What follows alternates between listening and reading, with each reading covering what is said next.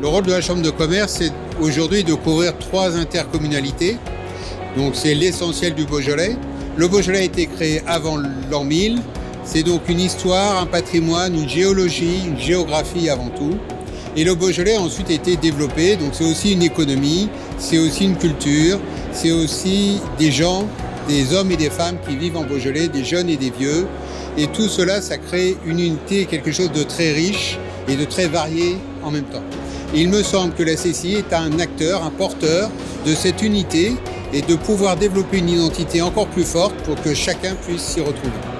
Alors d'abord, je vais faire des vœux personnels de santé et de bonheur pour chacun d'entre nous. Et pour les entreprises ou pour les organisations, quelles qu'elles soient, on peut penser à 2 mots. Moi, j'aime bien les mots résilience, c'est-à-dire la capacité à résister aux aléas, notamment avec des bonnes organisations, des meilleures stratégies, des meilleurs modes opératoires dans les entreprises. Et puis le deuxième mot, c'est l'agilité, parce que c'est pas tout de résister, il faut aussi être mobile.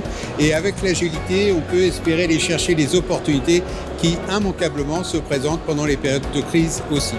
Alors 2023, la stratégie, c'est d'apporter le meilleur des compétences pour les entreprises. Vous savez qu'aujourd'hui, on a un marché du travail tendu. Donc on va travailler à la fois sur l'apprentissage avec l'ARFA, sur le redéveloppement des services de formation de la CCI du Beaujolais qui investissent de nouveaux bâtiments, et puis également bien sûr sur le pôle appui aux entreprises où se trouve l'essentiel des conseillers de la Chambre de commerce. Aujourd'hui, nous rebaptisons ce service en direction pour la performance des entreprises et nous investissons avec de nouvelles compétences dans le domaine DRH, le domaine de l'écologie, le domaine de l'économie d'énergie et de la RSE qui nous semblent être tous les sujets prioritaires actuellement.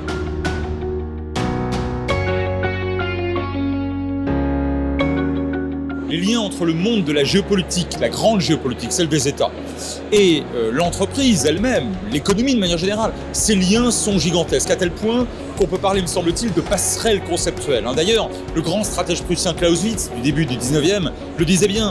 En réalité, une guerre, c'est comme une transaction commerciale.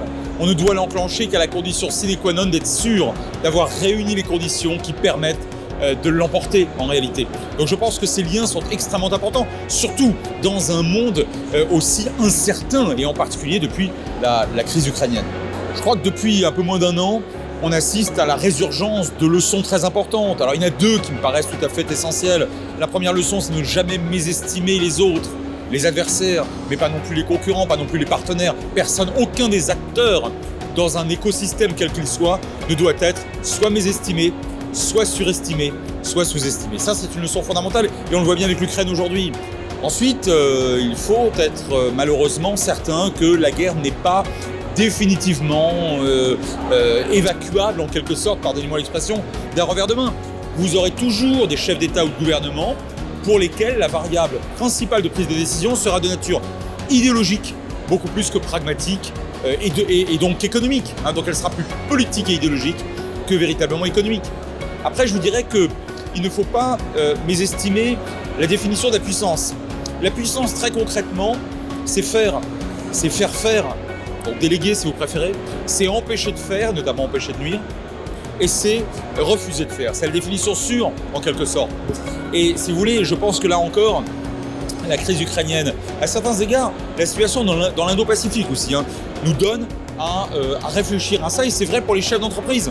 Je leur suggère très humblement à chaque fois, avant une décision relativement importante, voire très importante, de se demander dans quelle mesure ils sont capables de faire, d'empêcher de faire et de refuser de faire. Ça, c'est la définition de la puissance. Et il n'y a pas de géopolitique sans puissance. Bon, il n'y a pas d'économie sans puissance. Et les chefs d'entreprise ne souhaitent-ils pas la puissance pour leur entreprise? Bien sûr que si, même si la puissance n'est pas toujours, bien sûr, de nature militaire, et pour cause. Et enfin, je vous dirais que il y a une triade gagnante, une triade valeureuse à mes yeux, notamment lorsqu'on cherche à investir, qui est la suivante: la défense du sens de l'intérêt collectif, le sérieux des finances publiques, et enfin et peut-être surtout la valorisation du savoir. Il ne faut pas jouer sur de la rente, quelle qu'elle soit. C'est vrai pour les États dans la grande géopolitique, c'est vrai, me semble-t-il, pour les entreprises.